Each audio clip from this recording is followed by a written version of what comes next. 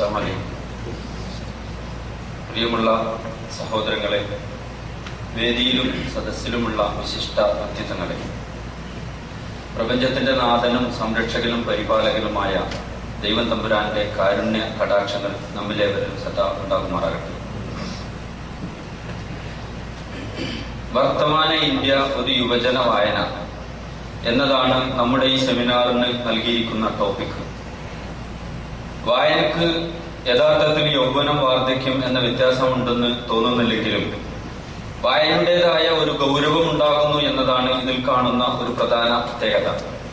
ഈ ഒരു ഗൗരവം കണക്കിലെടുത്തുകൊണ്ട് വർത്തമാന ഇന്ത്യയെ നമുക്കറിയാം, മനസ്സിലാക്കാം, ഉൾക്കൊള്ളാം. പടച്ച തമ്പുരാൻ സഹായിക്കട്ടെ.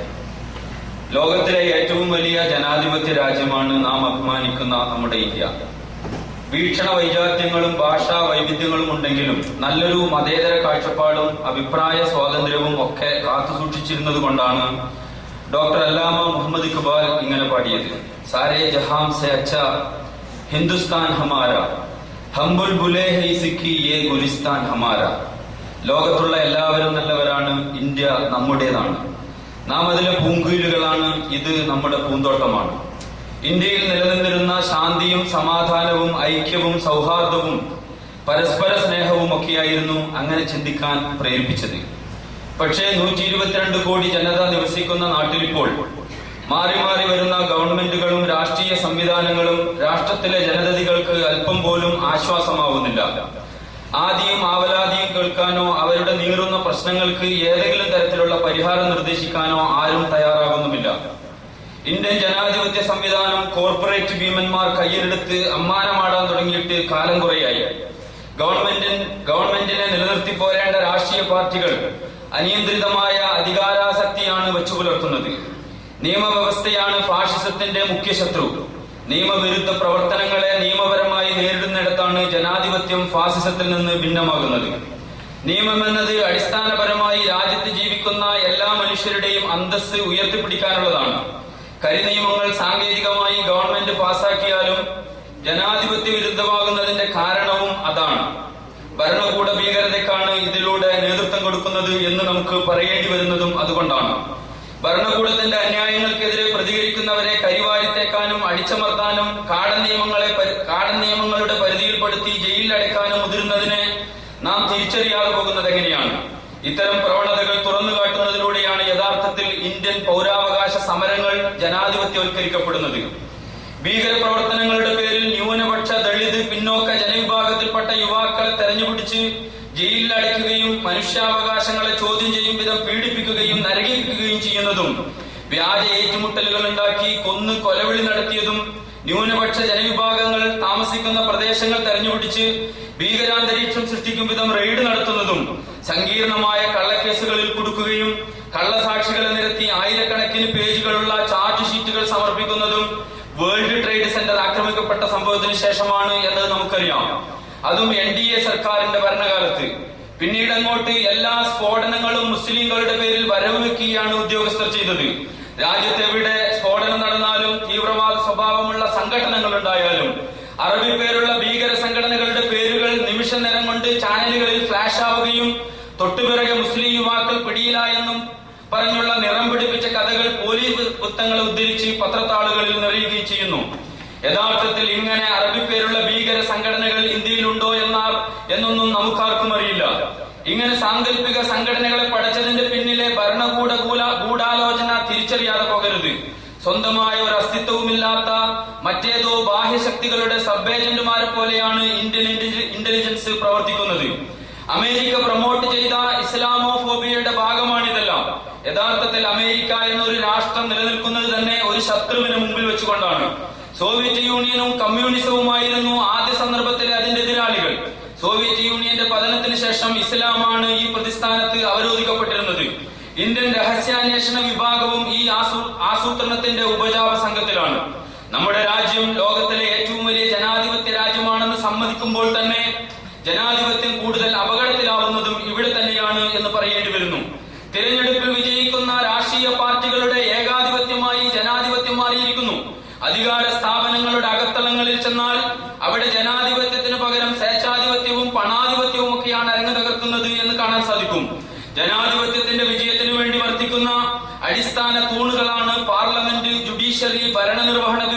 വിഭാഗം എന്നിവയൊക്കെ. ജനാധിപത്യത്തിന്റെ നാലാം തൂണാണ് ഫോർത്ത് എസ്റ്റേറ്റ് എന്ന് വിശേഷിപ്പിക്കുന്ന വാർത്താ മാധ്യമ സ്ഥാപനങ്ങൾ. അതിലൂടെ പോലും സത്യം വിളിച്ചു പറയുന്നവരെ നിയമത്തിന്റെ പഴുതുകളും നൂലാമാലകളും ഉപയോഗിച്ച് കാരാഗൃഹത്തിൽ അടയ്ക്കുന്നു, കെണിയിലകപ്പെടുത്തുന്നു. തെഹൽക്ക ലേഖികയായിരുന്ന KK ഷാഹിന എന്ന പത്രപ്രവർത്തകയ്ക്കെതിരെയുണ്ടായ കേസും കോലാഹലങ്ങളും നമ്മോട് പറഞ്ഞത് ഇതല്ലാതെ മറ്റെന്താണ്? പ്രമുഖ അഴിമതി വിരുദ്ധ പ്രവർത്തകനും കാർട്ടൂണിസ്റ്റുമായ അസീം ത്രിവേദിയെ രാജ്യദ്രോഹ കുറ്റം ചുമത്തിയാണ് ഈയിടെ അറസ്റ്റ് ചെയ്തത്. നിഷ്പക്ഷനും ജനസമ്മതനുമായ മുഹമ്മദ് അഹമ്മദ് കാസമി എന്ന പത്രപ്രവർത്തകനെയാണ് ഡൽഹിയിൽ ബോംബ് വെച്ചുവെന്നും പറഞ്ഞ് ജയിലിൽ അടച്ചത്. ദലിത് സാമൂഹ്യ പ്രവർത്തകയായ സോണി സോരിയുടെ അറസ്റ്റിന് പിന്നിലും കാരണം ഇതൊക്കെ തന്നെയാണ്. സൗദി ഗവൺമെന്റിനെ തെറ്റിദ്ധരിപ്പിച്ചാണ് നിരപരാധിയായ എഞ്ചിനീയർ ഫസീഹ് മഹ്മൂദിനെ ജുബൈലിൽ നിന്നും രാഖി രാമാനം പൊക്കിക്കൊണ്ടുപോയി അജ്ഞാത കേന്ദ്രത്തിൽ വെളിച്ചം പോലും കാണിക്കാതെ പാർപ്പിച്ചിരിക്കുന്നത്.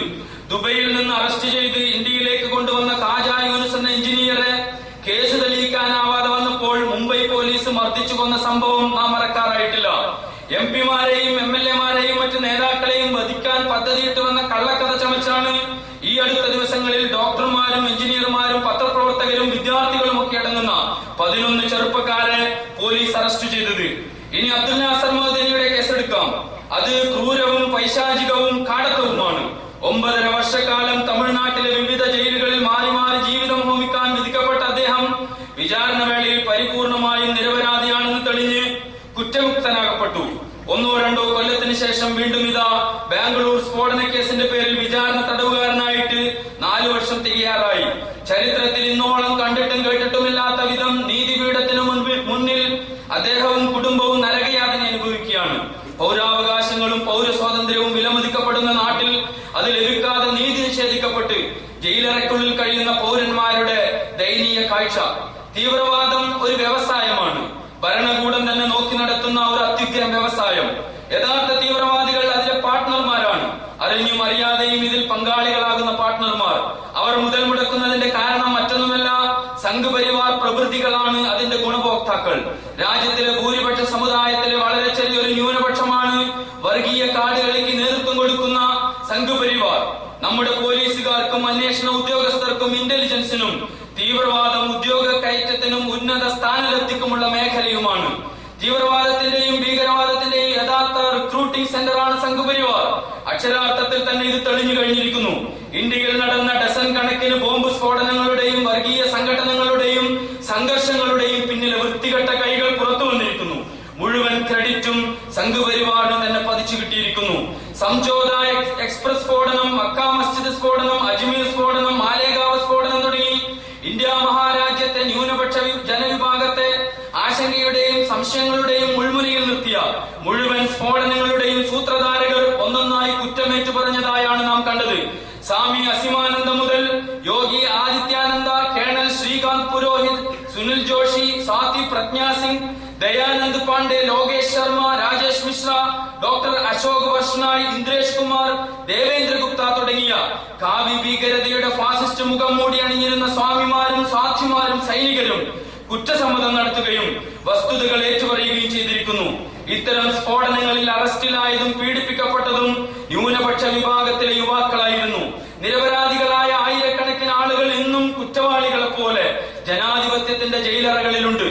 ലവ് ജിഹാദ് എന്നും പറഞ്ഞ് കേരളക്കരയിൽ സംഘപരിവാർ പ്രവൃത്തികൾ ഉണ്ടാക്കിയ പുകിലെത്രയാണ്.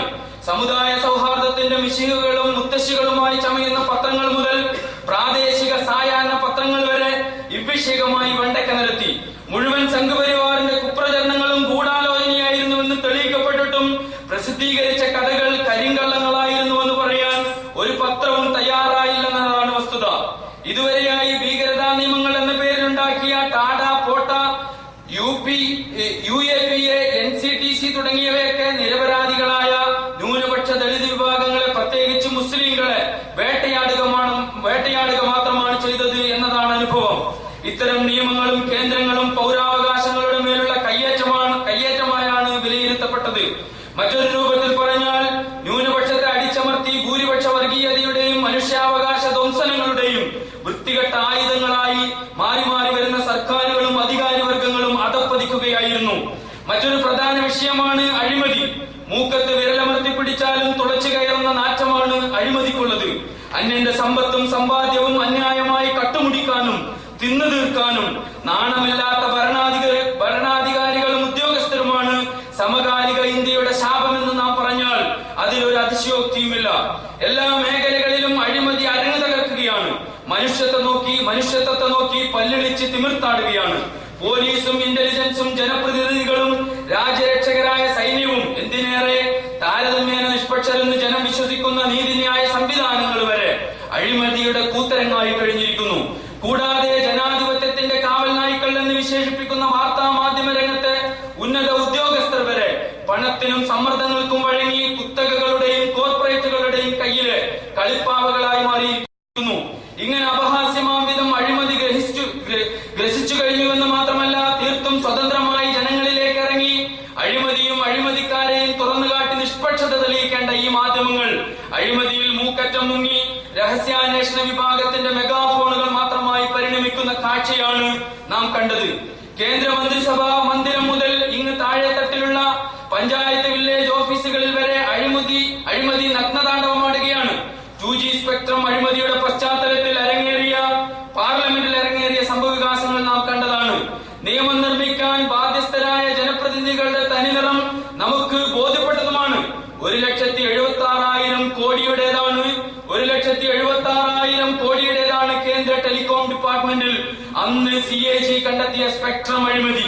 രാജ്യത്തിന്റെ മൊത്തം പ്രതിരോധ ചെലവിനെ കവച്ചുവെക്കുന്നതാണ് ടെലികോം വകുപ്പിന്റെ തലപ്പത്തുണ്ടായിരുന്ന മന്ത്രിപുങ്കവൻ കട്ടുമുടിച്ച തുക. മാത്രമോ മൊത്തം വിദ്യാഭ്യാസ ബജറ്റിന്റെ 7 ഇരട്ടിയും ആരോഗ്യ ബജറ്റിന്റെ 3 ഇരട്ടിയും വരുമെന്നാണ് കണക്ക് കൂട്ടിയത്. പ്രതിപക്ഷ പാർട്ടികൾ അന്ന് ബഹളം വെച്ച് 1 മാസത്തോളം പാർലമെന്റ് സ്തംഭിപ്പിച്ചെങ്കിലും 1,76,000 കോടി രൂപയിൽ നിന്നും അരക്കാശ് പോലും തിരിച്ചു കിട്ടിയില്ല എന്ന് മാത്രമല്ല, പാർലമെന്റ് സ്തംഭിപ്പിച്ചതിലൂടെ 1 കോടി രൂപ കൂടി ഖജനാവിൽ നിന്ന് പാഴായി കിട്ടിയെന്ന് മാത്രം. യഥാർത്ഥത്തിൽ ഇന്ത്യയിൽ നിന്ന് നിലവിലുള്ള ഒരു രാഷ്ട്രീയ പാർട്ടിക്കും അഴിമതി വിരുദ്ധ വർത്തമാനം പറയാൻ അവകാശമില്ല, അർഹതയില്ല, യോഗ്യതയുമില്ല. മുമ്പ് കഴിഞ്ഞുപോയ ബോഫേഴ്സ് തോക്കിടപാടുമായി ബന്ധപ്പെട്ട് നടന്ന കുംഭകോണം, കാർഗിൽ ശവപ്പെട്ടി കുംഭകോണം, മഹാരാഷ്ട്രയിൽ നടന്ന ആദർശ ഫ്ളാറ്റ് കുംഭകോണം, BJPയുടെ ദക്ഷിണേന്ത്യൻ ശിങ്കിടിമാരുടെ ബംഗളൂരു ഭൂമി കുംഭകോണം, ഹജ്ജ് കോട്ടയുമായി ബന്ധപ്പെട്ടും അല്ലാതെയും നടന്ന കോടികളുടെ സാമ്പത്തിക തട്ടിപ്പ്, ലാവ്ലിൻ കുംഭകോണം തുടങ്ങി വായിലൊതുങ്ങാത്ത ഒരുപാട് കുംഭകോണങ്ങളും സാമ്പത്തിക ക്രമക്കേടുകളും കണ്ടുകൊണ്ട് ഈ നാട്ടിലെ ഏതൊരു സാധാരണ പൗരനും പറയാൻ അവകാശമുണ്ട്, തെറ്റ് ചെയ്യാത്തവൻ കല്ലെറിയട്ടെ എന്ന്. അതായത് നമ്മുടെ രാഷ്ട്രീയ പാർട്ടികൾക്കൊന്നിനും ധാർമ്മിക രോഷം കൊള്ളാൻ അവകാശമില്ലാത്ത വിധം അഴിമതി രാഷ്ട്രീയം അവരെ നോക്കി പല്ലിളിക്കുകയാണ്, കൊഞ്ഞനം കുത്തുകയാണ്. ഒന്നുകൂടി വ്യക്തമായി പറഞ്ഞാൽ, അധികാരത്തിലിരിക്കുന്ന കക്ഷികളെ ക്ഷീണിപ്പിക്കാനും കഴിയുമെങ്കിൽ താഴെയിറക്കാനും ഉപയോഗിക്കുന്ന ഒരു ആയുധം മാത്രമാകുന്നു രാഷ്ട്രീയ പാർട്ടികളുടെ അഴിമതി വിരുദ്ധ വാചാടോപങ്ങൾ. അതിൽ കവിഞ്ഞ ആത്മാർത്ഥതയോ ധാർമ്മിക പ്രതിബദ്ധതയോ സത്യസന്ധതയോ നീതിബോധമോ ഒന്നും അതിലില്ല. 4% സമ്പന്നരും 18% ഇടത്തരക്കാരും 78% ദരിദ്രനാരായണന്മാരും ചേർന്നതാണ് ഇന്ത്യൻ റിപ്പബ്ലിക്. എന്ന് പറഞ്ഞാൽ സമ്പന്നരും ദരിദ്രനും ഭരണകൂടവും ജനങ്ങളും തമ്മിലുള്ള അകലം അതിക്രൂരമാംവിധം വർദ്ധിച്ചുകൊണ്ടിരിക്കുന്ന അസമത്വങ്ങളുടെ കൂടാരം. അമ്പരചുംബികളായ മണിമാളികകളും സ്റ്റാർ ഹോട്ടലുകളും സൂപ്പർ സ്പെഷ്യാലിറ്റി ഹോസ്പിറ്റലുകളും ഹൈടെക് പാർക്കുകളും മെട്രോ നഗരങ്ങളും അന്താരാഷ്ട്ര വിമാനത്താവളങ്ങളും ആഡംബര കാറുകളുമൊക്കെയാണ് ഇന്ന് നമ്മുടെ പുരോഗതിയുടെ അളവുകോൽ. പുതിയ ബജറ്റുകൾ അവതരിപ്പിക്കപ്പെടുമ്പോൾ കോർപ്പറേറ്റ് സർചാർജ് വെട്ടിക്കുറച്ചും കോർപ്പറേറ്റ് നികുതി വർദ്ധിപ്പിക്കാതെയും സമ്പന്നരെ സുഖിപ്പിക്കുന്ന സമീപനമാണ് എല്ലാ സർക്കാരുകളും സ്വീകരിക്കാറുള്ളത്. അതുകൊണ്ട് തന്നെ കോർപ്പറേറ്റ് പ്രീണന സാമ്പത്തിക നയങ്ങളും പരിപാടികളുമാണ് ആവിഷ്കരിക്കപ്പെടുന്നത്. ഇക്കഴിഞ്ഞ ബജറ്റിൽ കോർപ്പറേറ്റ് സ്ഥാപനങ്ങൾക്ക് മാത്രം 51,292 കോടി രൂപ സർക്കാർ നികുതി ഇളവ് പ്രഖ്യാപിച്ചിരുന്നു. കൂടാതെ വ്യക്തിതലത്തിൽ പ്രഖ്യാപിച്ച 42,320 കോടി രൂപയുടെ ഗുണഭോക്താക്കളും സമ്പന്നർ തന്നെയാണ്. രാജ്യത്തെ ഏറ്റവും വലിയ കോർപ്പറേറ്റുകളുടെ കഴിഞ്ഞ വർഷം മാത്രം എഴുതിത്തള്ളിയ നികുതി 88,263 കോടി രൂപയാണ്. കസ്റ്റംസ് ഡ്യൂട്ടി, എക്സൈസ് തീരുവ എന്നിവ കൂടി പരിഗണിച്ചാൽ സമ്പന്നരിൽ നിന്ന് മാത്രം പിരിച്ചെടുക്കേണ്ട 5 ലക്ഷം കോടി രൂപയാണ് കഴിഞ്ഞ ബജറ്റ് കാലയളവിൽ എഴുതിത്തള്ളിയത്. രാജ്യത്തിനകത്തെ സമ്പന്നരുടെ 25 ലക്ഷം കോടി രൂപ നികുതി വെട്ടിച്ച് വിദേശ ബാങ്കുകളിൽ നിക്ഷേപിച്ചിട്ടുണ്ടെന്ന് ഈയിടെ CBI ഡയറക്ടർ വെളിപ്പെടുത്തിയിരുന്നു. 2G സ്പെക്ട്രം അഴിമതിയിൽ കണക്കാക്കിയ നഷ്ടം 1,76,000 കോടി രൂപയും കോർപ്പറേറ്റ് മുതലാളിമാരുടെയും വ്യവസായികളുടെയും കള്ളപ്പണത്തിന്റെ കണക്കാകട്ടെ ആരുടെ കയ്യിലുമില്ല. അമേരിക്ക കഴിഞ്ഞാൽ ലോകത്തെ ഏറ്റവും കൂടുതൽ ബില്യണയർമാരുള്ള രാജ്യം ഇന്ത്യയാണ്. ലോകത്തിലെ ഏറ്റവും വലിയ 10 കോടീശ്വരന്മാരിൽ 4 പേർ ഇന്ത്യക്കാരാണ്. 100 കോടിയിലധികം ആസ്തിയും വരുമാനവുമുള്ള ഇന്ത്യയിലെ ശതകോടീശ്വരന്മാർ 300-ലധികം വരും. 5 വർഷത്തിനകം ഇത് 500 കവിയും അത്രേ. 5000 കോടിയിലധികം ആസ്തിയുള്ളവർ 50-ലധികം പേരുണ്ട്. ലോകസഭാംഗങ്ങളിൽ പകുതിയിലധികവും കോടീശ്വരന്മാർ. 2004-ലും 2009-ലും മത്സരിച്ച് ജയിച്ച 304 പാർലമെന്റ് അംഗങ്ങളുടെ ശരാശരി സ്വത്ത് എന്ന് പറയുന്നത് 1.9 കോടി രൂപയിൽ നിന്ന് 4.8 കോടിയായി കുതിച്ചുയർന്നത് ഒരു ഉദാഹരണം മാത്രമല്ല ഇന്നത്തെ എംപിമാരുടെ ശരാശരി പ്രതിശീർഷ ആസ്തി 5.33 കോടി രൂപയാണ്. ഈ കോടിപതികളുടെ കണക്കിനിടയിൽ തന്നെ ഒരു കാര്യം തുറന്നു പറയട്ടെ, പട്ടിണിപ്പാവങ്ങളുടെ എണ്ണത്തിലും നാം ബഹുദൂരം മുന്നിലാണ്. 2010 മനുഷ്യ വികസന റിപ്പോർട്ടിലെ ദാരിദ്ര്യ സൂചികയനുസരിച്ച് 55% ഇന്ത്യക്കാരും ദരിദ്രരാണ്. 200 ദശലക്ഷം ഇന്ത്യക്കാർ എല്ലാ ദിവസവും ഭക്ഷണം കഴിക്കാതെയോ പാതി വയറോടെയോ ആണ് ഉറങ്ങാൻ കിടക്കുന്നതെന്ന് ഭക്ഷ്യ കാർഷിക സംഘടനയായ ഫുഡ് ആൻഡ് അഗ്രികൾച്ചർ ഓർഗനൈസേഷൻ തയ്യാറാക്കിയ വിശപ്പിന്റെ ആഗോള പട്ടിക പറയുന്നു. 20 ലക്ഷം കുഞ്ഞുങ്ങൾ ഇന്ത്യയിൽ പ്രതിവർഷം പോഷകാഹാരം കിട്ടാതെയും ശരിയായ പരിചരണമോ ചികിത്സയോ ലഭിക്കാതെയും മരണമടയുന്നു. ദാരിദ്ര്യത്തിന്റെയും പട്ടിണിയുടെയും അഗാധ ഗർത്തത്തിൽ വീണ് ആത്മഹത്യയല്ലാതെ മറ്റൊരു പോംവഴിയില്ലെന്ന് കരുതി ജീവിതം ഹോമിക്കപ്പെടുന്ന ഒരുപാട് ലക്ഷം ജനങ്ങളുടെ ദുരന്തങ്ങളും കഷ്ടപ്പാടും നാം അറിയുന്നേയില്ല. ദാരിദ്ര്യ നിർമ്മാർജ്ജനത്തിനായി ഹരിത വിപ്ലവവും പഞ്ചവത്സര പദ്ധതികളും ഒക്കെ അരങ്ങേറിയ നമ്മുടെ രാജ്യത്ത് ഇപ്പോൾ ദരിദ്രരെയും പട്ടിണിപ്പാവങ്ങളെയും പോവർട്ടി ലൈനിന്റെ പട്ടികയിൽ നിന്ന് തന്നെ നീക്കം ചെയ്താണ് അധികാരിവർഗം കണ്ണടച്ചിരുട്ടാക്കുന്നത്. 6 കോടി ദരിദ്രരെയാണ് ഒറ്റയടിക്ക് ആസൂത്രണ കമ്മീഷൻ ഉപാധ്യക്ഷൻ ദാരിദ്ര്യരേഖയിൽ നിന്ന് പുറത്താക്കിയത്. ദാരിദ്ര്യരേഖയുടെ ലക്ഷ്യം ദാരിദ്ര്യം ഇല്ലായ്മ ചെയ്യുകയല്ല, മറിച്ച് ദരിദ്രരുടെ എണ്ണം മറച്ചു പിടിക്കലാണ് എന്ന് വന്നിരിക്കുന്നു. മാത്രമല്ല ദാരിദ്ര്യരേഖ നിശ്ചയിക്കുന്നതിനോ നിർണയിക്കുന്നതിനോ പോലും വ്യക്തമായ ഒരു മാനദണ്ഡവും അധികാരികളുടെ പക്കലില്ല. ഇത് യഥാർത്ഥത്തിൽ ദാരിദ്ര്യത്തെ സംബന്ധിച്ച ഔദ്യോഗിക പ്രഖ്യാപനത്തെ സംശയപ്രദമാക്കുകയും ആം ആദ്മി എന്ന മുദ്രാവാക്യവുമായി രംഗത്ത് വന്ന് തുടക്കം കുറിച്ച നമ്മുടെ ഗവൺമെന്റിനെ സംബന്ധിച്ചിടത്തോളം ഇത് വളർച്ചയാണോ അതല്ല തളർച്ചയോ എന്ന് നമ്മൾ വിലയിരുത്തണം.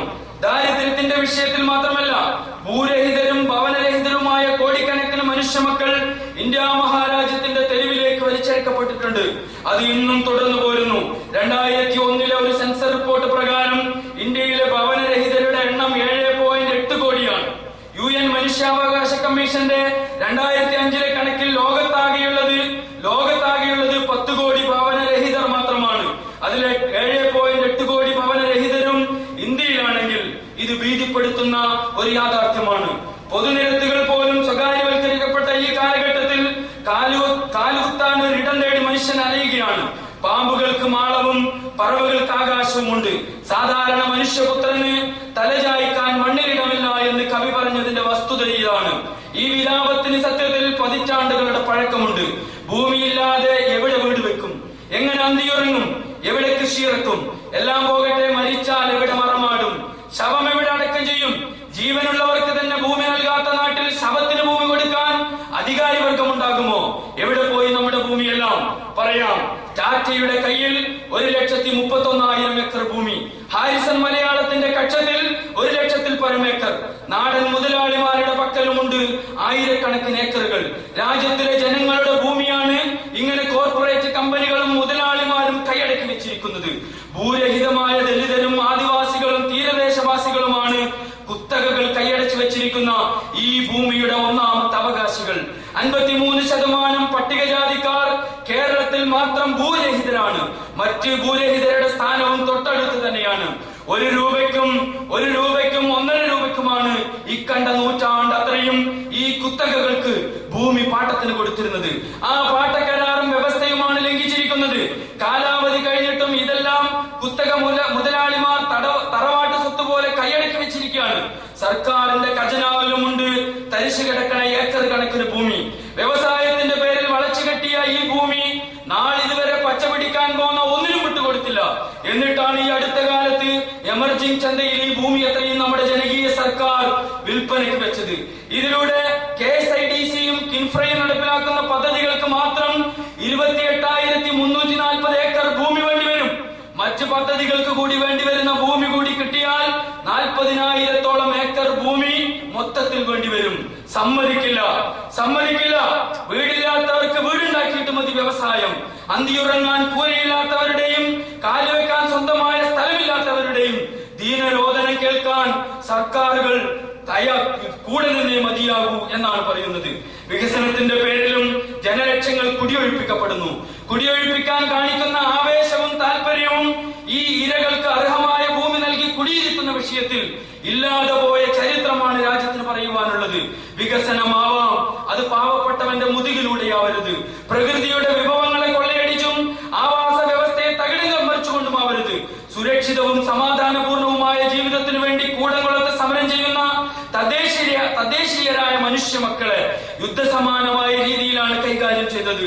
തീർത്തും ഗാന്ധിയൻ രീതിയിലുള്ള സമാധാന സമരങ്ങളെ ഗാന്ധിസത്തിന്റെ വക്താക്കളായ ഭരണകർത്താക്കൾ കാണാതെ പോകുന്നത് എങ്ങനെയാണ്? ആണവ കരാർ പോലുള്ള ജനദ്രോഹ നടപടികൾക്കെതിരെ രംഗത്തുണ്ടായിരുന്ന ഇടത് കക്ഷികൾ കൂടംകുളത്തിന്റെ കാര്യത്തിൽ അനങ്ങാപ്പാറ നയം സ്വീകരിക്കുന്നത് എന്തുകൊണ്ടാണ്? പലപ്പോഴും നമ്മെ ഇരുത്തി ചിന്തിപ്പിക്കേണ്ട ഇതുപോലെ ഉള്ള ചില ജനകീയ പ്രശ്നങ്ങളുണ്ട്. അതായത് അടിസ്ഥാന ജനവിഭാഗങ്ങൾ നടത്തുന്ന ഭൂസമരങ്ങൾ, ജനജീവിതം ദുസ്സഹമാക്കുന്ന മാലിന്യ നിക്ഷേപത്തിനെതിരെ നടക്കുന്ന സമരങ്ങൾ, വഴികളും റോഡുകളും BOT മുതലാളിമാർക്ക് തീരെഴുതി കൊടുക്കുന്നതിനെതിരെ നടക്കുന്ന ടോൾ വിരുദ്ധ സമരങ്ങൾ, എൻഡോസൾഫാൻ പോലുള്ള മാരക മരുന്നുകൾക്കെതിരെ നടക്കുന്ന സമരങ്ങൾ, ഇത്തരത്തിലുള്ള ജനകീയ സമരങ്ങൾക്ക് മുഖ്യധാര രാഷ്ട്രീയ പാർട്ടികളുടെ പിന്തുണയുണ്ടാകുന്നില്ല. അല്ലെങ്കിലും ജനകീയ പ്രശ്നങ്ങൾ മുഖ്യധാര രാഷ്ട്രീയ പാർട്ടികളുടെ അജണ്ടയുടെ പുറത്താണ്. പക്ഷേ അങ്ങനെയൊരു പിന്തുണയും സഹകരണവും ഇല്ലെങ്കിലും വിജയിച്ച ചരിത്രമാണ് ജനകീയ സമരങ്ങൾക്കൊക്കെയും പറയാറുള്ളത്. വിളപ്പിൽ ശാലയിലും കണ്ണൂർ ജില്ലയിലെ പെട്ടിപ്പാലത്തും മാത്രമല്ല, ആന്ധ്രാപ്രദേശിൽ നടന്ന ജനകീയ സമരവും വിജയിച്ചത് അങ്ങനെയാണ്. ആന്ധ്രാപ്രദേശിൽ ഒരു അണക്കെട്ടിലെ വെള്ളത്തിന്റെ പരിധി ഉയർത്തി, അവിടുത്തുകാരുടെ ജനവാസ കേന്ദ്രങ്ങളിലും കൃഷിയിലും വെള്ളം കയറി എന്നു മാത്രമല്ല, പകർച്ചവ്യാധികളും മറ്റും ദുരിതം വിതച്ചു. ജനങ്ങൾ 17 ദിവസം വെള്ളത്തിലിറങ്ങി നിന്നാണ് പ്രതികരിച്ചത്. അവസാനം ജലവിധാനം താഴ്ത്തേണ്ടി വന്നു സർക്കാരിന്. ശരീരമാസകലം വ്രണങ്ങൾ ഉണ്ടായിട്ടും സമരം വിജയിച്ചതിന്റെ സന്തോഷത്തിലായിരുന്നു ജനങ്ങൾ. പറഞ്ഞു വന്നത്, ഇത്തരം സമരങ്ങൾക്ക് മുഖ്യധാര രാഷ്ട്രീയ പാർട്ടികളുടെ പിന്തുണയുണ്ടാവുന്നില്ലെങ്കിലും വിജയിക്കുന്നു എന്നാണ്. ഇത് അവർക്കുള്ള ജനകീയ മുന്നേറ്റങ്ങളുടെ മുന്നറിയിപ്പുമാണ്. നമ്മുടെ നാടും വീടും കാടും പുഴയും കടലും കായലും കൃഷിയും വിഭവ സമൃദ്ധിയും എല്ലാം സംരക്ഷിക്കപ്പെടണം. നൈതികവും ശാസ്ത്രീയവുമായ രൂപത്തിൽ പരിപാലിക്കപ്പെടണം. ഭൂവിനിയോഗവും തദൈവ. നെൽപ്പാടങ്ങളും തണ്ണീർത്തടങ്ങളും മണ്ണിട്ട് മൂടി കൊട്ടാര സമാനമായ മണിമാളികകൾ ഉണ്ടാക്കി, തോട്ടങ്ങൾ വെട്ടിവെളുപ്പിച്ച് റിസോർട്ടുകളും പഞ്ചനക്ഷത്ര ഹോട്ടലുകളും ഉണ്ടാക്കി, കടൽ തീരം കോൺക്രീറ്റ് കാടാക്കി എങ്ങോട്ടാണ് നമ്മുടെ ചൈത്രയാത്ര? സംസ്കാരത്തിന്റെയും നാഗരികതകളുടെയും ശ്മശാനത്തിലേക്കോ? അവസാനിപ്പിക്കണം ഈ ചിന്താഗതി. കർഷക ആത്മഹത്യാ നിരക്കിന്റെ കാര്യത്തിലും ഇന്ത്യ കുതിച്ചുയരുകയാണ്. NCRB അഥവാ നാഷണൽ ക്രൈം റെക്കോർഡ്സ് ബ്യൂറോയുടെ കണക്കുകൾ പ്രകാരം 2009 മാത്രം 17,368 കർഷകരാണ് ആത്മഹത്യ ചെയ്തത്. ഇന്ത്യയിലെ മൊത്തം ആത്മഹത്യാ നിരക്കിൽ 15.2% കർഷകരാണ് എന്നർത്ഥം.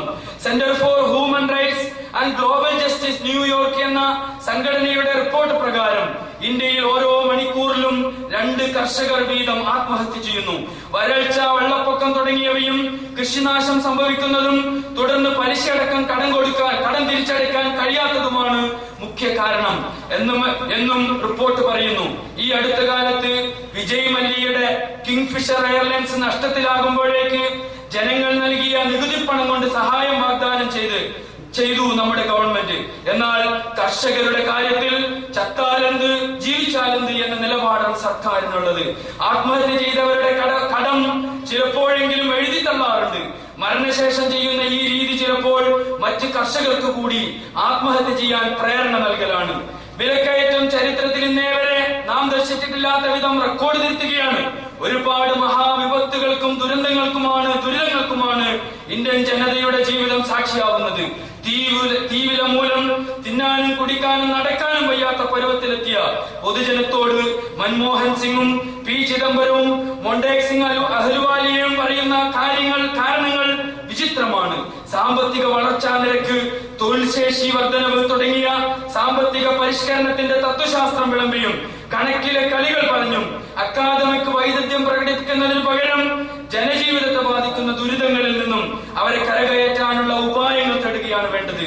ആധുനികവൽക്കരണത്തിന് പടിഞ്ഞാറിനെ ചൂണ്ടിക്കാണിക്കുക, അവിടുത്തെ പരാജയം ചൂണ്ടിക്കാണിക്കുമ്പോൾ ഇന്ത്യ വ്യത്യസ്തമാണ് എന്ന് വാദിക്കുന്ന ഇരട്ടത്തപ്പാണ് പ്രധാനമന്ത്രിയും ആസൂത്രണ കമ്മീഷൻ ഉപാധ്യക്ഷനും സ്വീകരിക്കുന്നത്. ഇത്തരം നാളുന്ന പരിഷ്കരണ പരിപാടികൾ വരുത്തിവെച്ച ജീവിത പ്രതിസന്ധി ഇനിയും കൂടുതൽ രൂക്ഷമാകാനുള്ള സാധ്യതകളാണ് തെളിയുന്നത്. ഈയിടെ പ്രധാനമന്ത്രിയുടെ മുമ്പിൽ കുപ്പായമൂരി പ്രതിഷേധിച്ച സന്തോഷ് കുമാർ സുമൻ എന്ന യുവാവ് ഈ ആദിയെ പ്രതീകവൽക്കരിക്കുകയായിരുന്നു. ഒന്നോർത്താൽ നന്ന്, ഭരണാധികാരികൾക്ക് അധികാരത്തിന്റെ കുപ്പായമിടിക്കുന്നതും ഊരിയെറിയുന്നതും ജനമാണ്. അവരുടെ ചൂടും വേവും ഉൾക്കൊള്ളാനുള്ള വിവേകമാണ് ഭരണാധികാരികൾ കാണിക്കേണ്ടത്. അതാണ് നാടും നാട്ടാരും പ്രതീക്ഷിക്കുന്നതും. അമേരിക്കൻ മാധ്യമങ്ങൾ എന്ത് കാണുന്നു എന്നതല്ല നമ്മുടെ പ്രധാനമന്ത്രിയുടെ ക്ലീൻ ഇമേജിന്റെ മാനദണ്ഡം, മറിച്ച് ഇന്ത്യൻ ജനത എങ്ങനെ വിലയിരുത്തുന്നു എന്നിടത്തേക്ക് ഇറങ്ങി വരേണ്ടതുണ്ട്. വിദേശ നിക്ഷേപങ്ങൾ ചില്ലറ വിൽപ്പന മേഖലയ്ക്ക് കൂടി ബാധകമാക്കിയതോടെ അമേരിക്കൻ മീഡിയ മോശപ്പെട്ട പ്രധാനമന്ത്രി എന്ന് വിശേഷിപ്പിച്ച മൻമോഹൻ സിംഗ് നല്ല പ്രധാനമന്ത്രിയായി മാറിയ കാഴ്ചയാണ് ഇക്കഴിഞ്ഞ ആഴ്ചകളിൽ നാം കണ്ടത്. ചില കാര്യങ്ങളിൽ പടിഞ്ഞാറിന്റെ കളികൾ അങ്ങനെയാണ്. ഒരു പത്രവാർത്തയ്ക്കപ്പുറം ഒരു ഇടപെടലിന്റെയോ പിടിച്ചടക്കലിന്റെയോ നുഴഞ്ഞുകയറ്റത്തിന്റെയോ ഒന്നും ആവശ്യമുണ്ടാകില്ല. കുനിയാൻ പറഞ്ഞാൽ വാഴവെട്ടി കണക്ക് കാലിൽ വീണ് കിടക്കും. പെട്രോൾ, ഡീസൽ, പാചകവാതകം, ബസ് ചാർജ്, വൈദ്യുതി ചാർജ്, ദിവസക്കൂലി, കടത്തുകൂലി, കൈചരക്കുകൂലി, അരി, പാല്, പഴവർഗ്ഗങ്ങൾ, പച്ചക്കറികൾ, പലവ്യഞ്ജനങ്ങൾ, മരുന്നുകൾ, വസ്ത്രങ്ങൾ തുടങ്ങി ഉപ്പ് തൊട്ട് കർപ്പൂരം വരെയുള്ള നിത്യോപയോഗ സാധനങ്ങളുടെയും അവശ്യ വസ്തുക്കളുടെയും വില വാണം പോലെ കുതിച്ചുയർന്നിരിക്കുകയാണ്. പ്രത്യക്ഷമായും പരോക്ഷമായും കേന്ദ്ര സംസ്ഥാന സർക്കാരുകൾ കൈക്കൊള്ളുന്ന അത്യന്തം ജനദ്രോഹപരമായ തീരുമാനങ്ങൾ സാധാരണക്കാരന്റെ ജീവിതത്തിന്റെ കടക്കലാണ് കത്തിവെച്ചിരിക്കുന്നത്. ഭരണമേൽപ്പിക്കപ്പെടുന്ന അധികാരി വർഗം ജനകീയ പ്രശ്നങ്ങളിൽ നിന്ന് അകന്നു നിന്ന് മൂലധന ശക്തികളെയും കോർപ്പറേറ്റുകളെയും താലോലിച്ചു കൊഴുക്കുന്ന ഇന്ത്യയുടെ നിലവിലുള്ള രാഷ്ട്രീയത്തിന് യഥാർത്ഥ രാഷ്ട്രീയത്തിന്റെ സംസ്കാരം അറിയാതെ പോയത് എങ്ങനെയാണ്? സങ്കുചിതത്വത്തിലേക്കും വംശീയ മേൽക്കോയ്മയിലേക്കും ഉൾവലിഞ്ഞു പോയ നെറികേടുകൾ അവസാനിക്കാതെ പോകുന്നത് എങ്ങനെയാണ്? എല്ലാ വിഭാഗം ജനങ്ങളെയും ഉൾക്കൊള്ളുകയും ആദരിക്കുകയും ചെയ്യുന്നതാണ് യഥാർത്ഥ രാഷ്ട്രീയ സംസ്കാരം. അതുകൊണ്ട് തന്നെ ഈ യാഥാർത്ഥ്യങ്ങൾ വിരൽ ചൂണ്ടുന്നത് ഒരു ജനപക്ഷ രാഷ്ട്രീയത്തിന്റെ ബദൽ സാധ്യതകളിലേക്കാണ്. കോർപ്പറേറ്റ് താല്പര്യങ്ങൾക്കും ജാതിമത സങ്കുചിത താല്പര്യങ്ങൾക്കും വശംവദരാവാതെ ജനങ്ങൾക്ക് വേണ്ടി നീതിയും സമത്വവും നടപ്പിലാക്കാൻ കഴിയുന്ന രാജ്യത്തിന്റെ ശക്തിയും കരുത്തുമായ സാമുദായിക സൗഹാർദ്ദത്തിന്റെ സ്നേഹച്ചരടുകൾ സൃഷ്ടിക്കാൻ കഴിയുന്ന മൂല്യാധിഷ്ഠിത രാഷ്ട്രീയം, ജനകീയ അടിത്തറകളിൽ നിലകൊള്ളുന്ന ഒരു ജനപക്ഷ രാഷ്ട്രീയ ബദൽ, അതിനെയാണ് നമ്മുടെ രാജ്യം ഉറ്റുനോക്കുന്നത്. ഇന്ത്യക്ക് യഥാർത്ഥ വികസനം ഉണ്ടാകുന്നതും ഇന്ത്യ ഒരു ക്ഷേമരാഷ്ട്രമായി മാറുന്നതും നീതിയും സൗഹാർദ്ദവും കളിയാടുന്നതുമൊക്കെ അതിലൂടെ മാത്രമായിരിക്കും. നാടിന്റെ നന്മയും ക്ഷേമവും മുമ്പിൽ കണ്ട് പണിയെടുക്കാൻ നമ്മുടെ ഭരണാധികാരികൾക്ക് സാധ്യമാവേണ്ടതുണ്ട്. ക്രിയാത്മകതയും പ്രതികരണ ശേഷിയുമുള്ള യുവതയുടെ സാന്നിധ്യവും സഹകരണവും അതിന് സഹായകമാവും തീർച്ച. സമൂഹത്തിന് കരുത്തു പകരാൻ, ലോകത്തിന്റെ ചലനത്തിന് കരുത്തു പകരാൻ നിസ്വാർത്ഥമായ മനസ്സും സേവന സന്നദ്ധതയും ത്യാഗവും ധാർമ്മികതയും കൈമുതലാക്കിയ യുവത്വത്തിന് സമൂഹത്തെ ധാർമ്മിക സദാചാര സാംസ്കാരിക മൂല്യങ്ങളിലൂടെ വഴി നടത്താനുള്ള ബാധ്യതയും ഉത്തരവാദിത്വവുമുണ്ട്. അനീതിയും അസമത്വവും അഴിമതിയും അശ്ലീലതയും അക്രമവും പീഡനവും ചൂഷണവും മദ്യവും മദിരാശിയും ഒക്കെ തിമിർത്താടുന്ന ഈ ആധുനിക കാലഘട്ടത്തിൽ ഒരു കാഴ്ചക്കാരനാവാൻ നമുക്ക് കഴിയില്ല, നിശബ്ദനാവാനുമാവില്ല. നീതിയുടെയും സമത്വത്തിന്റെയും സത്യത്തിന്റെയും നന്മയുടെയും സാക്ഷികളാവാനും അതോടൊപ്പം സമൂഹത്തിലെ അവശരും അശരണരുമായ പാർശ്വവൽക്കരിക്കപ്പെട്ട നീതി നിഷേധിക്കപ്പെട്ട സാധാരണക്കാരന്റെ ശബ്ദമാവാനും നമുക്ക് സാധിക്കേണ്ടതുണ്ട്. ഈ ഒരു സാഹചര്യം സാധ്യമാവട്ടെ എന്ന് ആശംസിക്കുന്നു. അതിന് ദൈവികമായ സഹായമുണ്ടാവട്ടെ എന്ന് പ്രാർത്ഥിക്കുന്നു. നിങ്ങൾക്ക് യൂത്ത് ഇന്ത്യയുടെ വിപ്ലവാഭിവാദ്യങ്ങൾ. അസ്സലാമു അലൈക്കും വറഹ്മത്തുള്ളാഹി.